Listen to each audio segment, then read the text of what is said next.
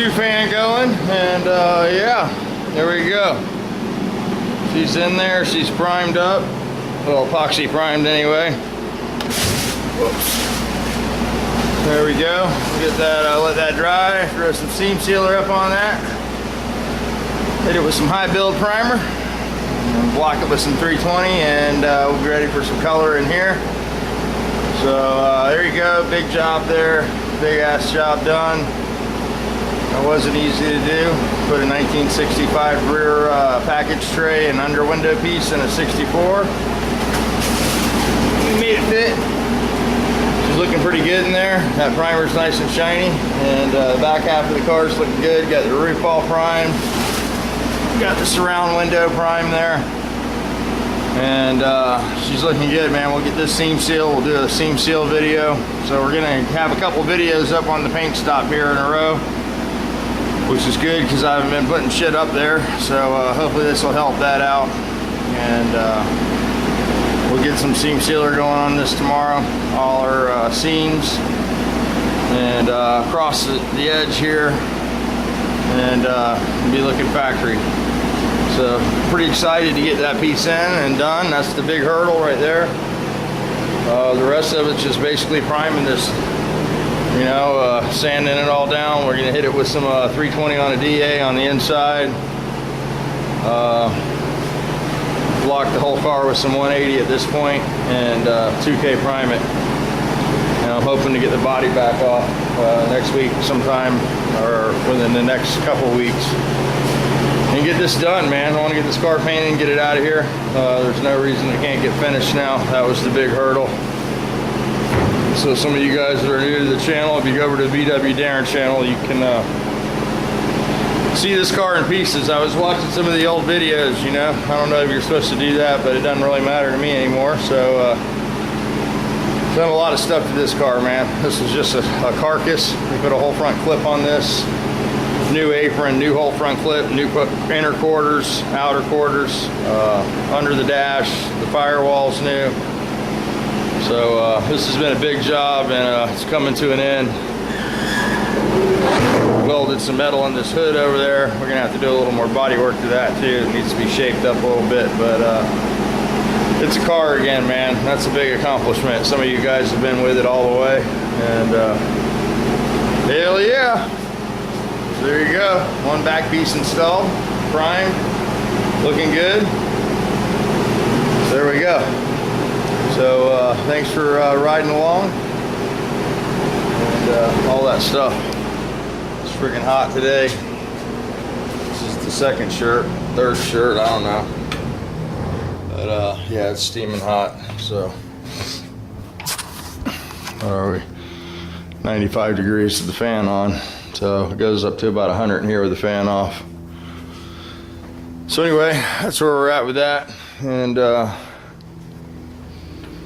here we go. So yeah.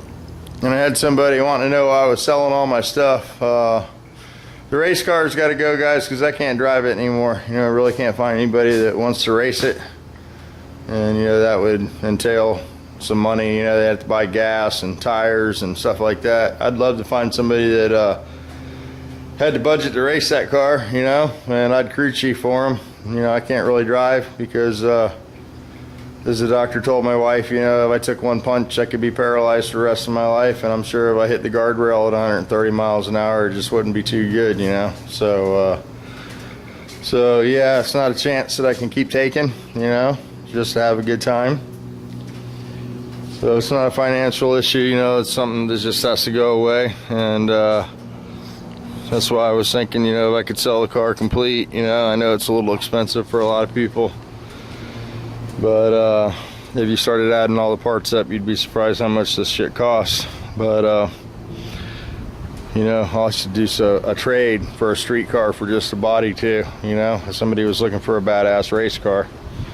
So we could work something out. I'd like to keep the tranny and the motor because, you know, that's the main expense. Just the tranny alone's $2,700 in parts, you know, and then my labor, or Scooter's labor, as he helps me with the race trannies.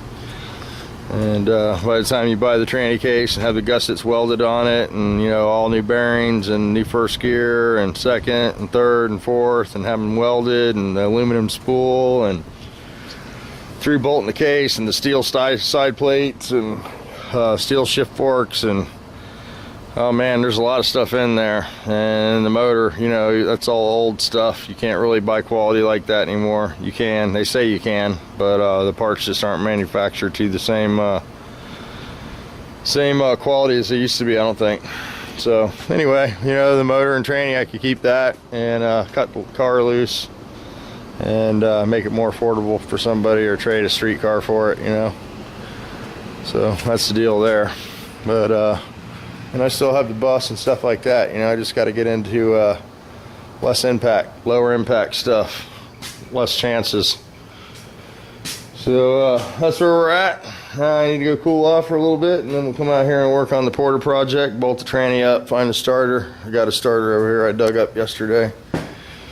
That'll be on the other channel. So yeah, so you guys have a good one. Show a couple of my YouTube brothers here. We got Jeb Chance, who I never show because he's on the outside of the booth. We got Dan Electrode 1968. Why do I put the 19 in there? I have no idea. It's just 68. Tommy Shoe, Time to Tinker. Greg's Garage, Satajet 883. Classic Cruising. I haven't found Mike's channel yet, guys. Cecil. So we got some more in here, lots more. Pisser. I can't remember the name of his new channel, but I'm sure you guys know already. Frostbite Garage there. And we got Chef Tush, I haven't seen him lately. And Tom Duncan, there we go, Free Loop guy. Adopt, don't shop. And you know, when you see Tom, tell him thanks, tell him to say thanks to his son for his service. He's a military dad, so you know.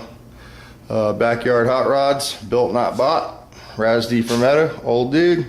Aerosport 103. And you got Cigar Captain, Shut Your Face Garage, Millrick 77, Del Boys Garage, Always Broke Garage, Tim's Beetle, MGB Salsa, which is a dead channel now, I think. And then you got Terry over there. WTB MTB 123, I think. John Carey. Got our buddy that we haven't seen a video from this week, Jeff. Jeff, what's going on? And then we got Bird Chevrolet over there, Just Hoggin. HPR, Auto One, Finn Painter. Somebody else had trouble with his sticker besides me, Tim Speedle. I was laughing my ass off. Ed the Kid, Cecil, Watson, Alberta Climber, The Sign of the Times, Sign Man, Miguel, Raider Tech, Red Baron Charlie, Rick Fix, Let's Take It Outside, Ruben at Yahooben 66, and then Cheater Jerry. Go check him out. He's got a badass motor he's putting in that Firebird. That's some nice parts there, buddy. Nice parts, nice parts. That should be well over 500 horsepower. The only problem is the gas for the 10.5 to 1 compression. So there we go. That's what we're doing. It's still sun shining, a little cloudy. You guys have a good one. I'll go throw this one up and take it easy.